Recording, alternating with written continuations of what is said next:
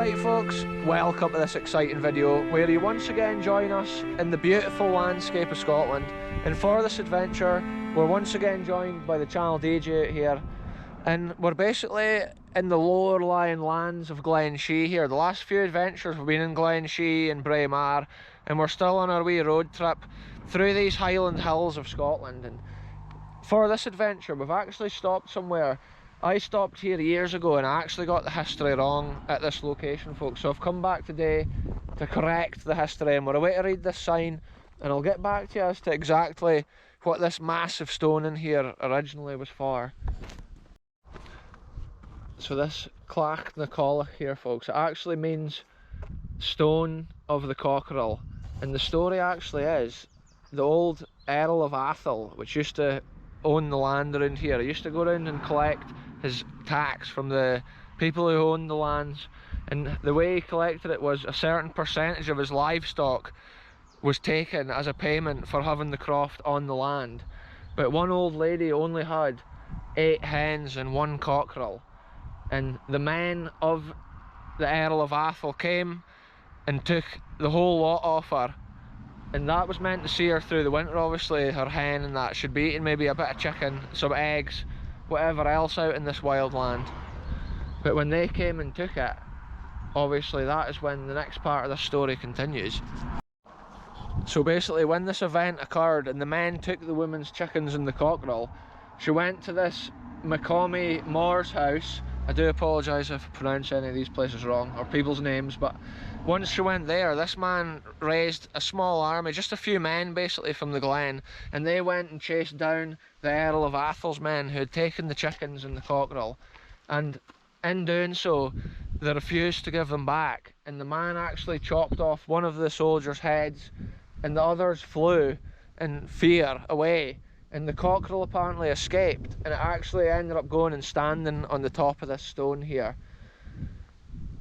So there you are, folks, we're away to go and look at that stone, and just think all that ancient clan history, or like local history we'll say, happened in this very area here.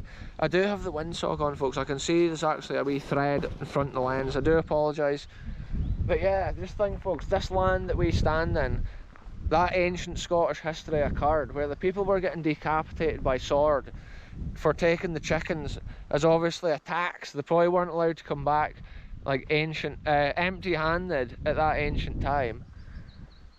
And then there's another little bit of information about the clans here of this glen, and you can see the names, that McComas, McCommy, McComb, and Tom, Toms and Thompson. That must be the way that the clan names joined. So to the government in Edinburgh, folks, the Glenshee clan was known as McThomas, and are so described in the roll of the clans in 1587 and 1595. Finegand, a short distance to the north of the Cockstane, was the ancestral home of the chiefs of the clan. Excuse me there, folks, I've got a pollen in my throat with this summer conditions. Do you think that clan was the castle? There's a castle stands in the ground, folks, over here, and we can see the top of it somewhere. But yeah, that is interesting. It's interesting to think that may be where the clan chief was. And look, the Clan McThomas Society, that's their tartan. And wow, it's just amazing. Let's do it, folks. I was just looking to see if I can see the castle, and you can actually see the top of the tower sticking up, and that just shows these castles often do date back to the 1500s.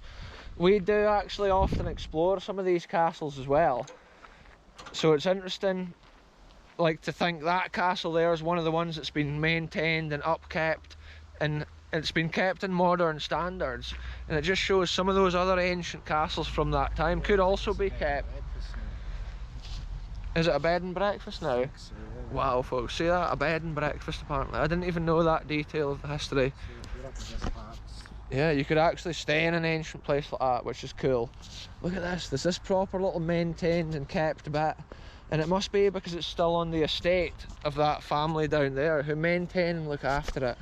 And look at this, folks, it's called the Cockstane because obviously the famous cockerel came and stood on this stone, and it must have been a local story at that time that was obviously kept, and the stone's been held here as a bit of a memorial to that day. Right here, how brutal the men were taking all the women had to get her through the winter. She obviously didn't have loads of sheep or maybe cows like some of the other people, but they still took all she had. She couldn't even get any eggs or whatever laid. Oh, this is special, folks. Look at it. It's an impressive, massive stone. And I'm guessing the way this stone originally got here was either from the glaciation period, or it maybe rolled down a hill, but it doesn't look like any steep cliffs here. So this stone was most likely deposited originally when the ice which flowed over these lands melted. All the stones carried within it dropped down and landed in places like this.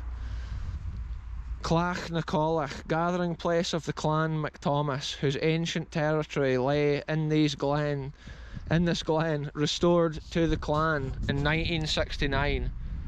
And shout out if you're in Clan MacThomas, or if you've got any other roots in these sort of areas, round Glenshee and stuff like that. It is interesting to think of the ancient history and the things that went on in these lands now, where you don't even realise there had been so much history. Little things like this are often just hidden away, not even like on the mainstream like tourist routes.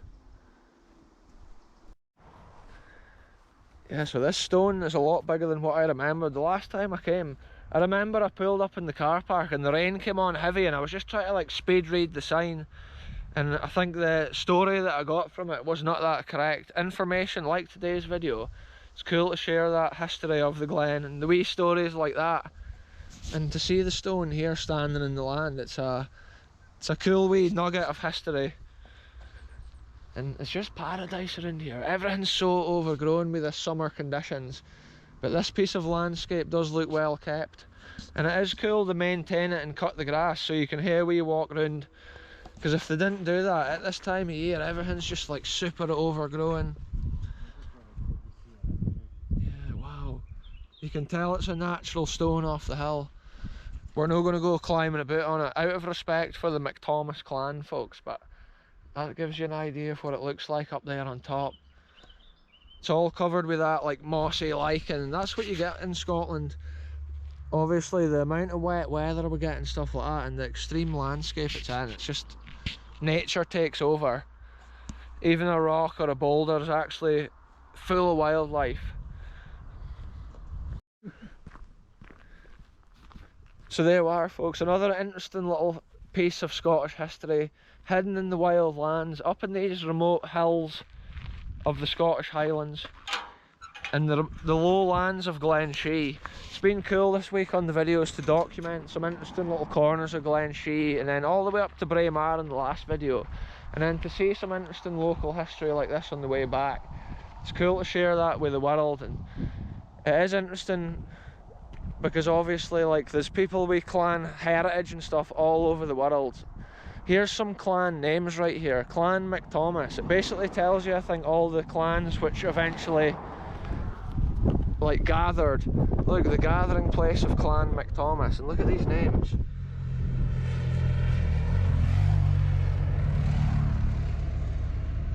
Wow, interesting, folks. And I think, look, you can actually go to clanmacthomas.org and they've got their own website and probably more information about things like this.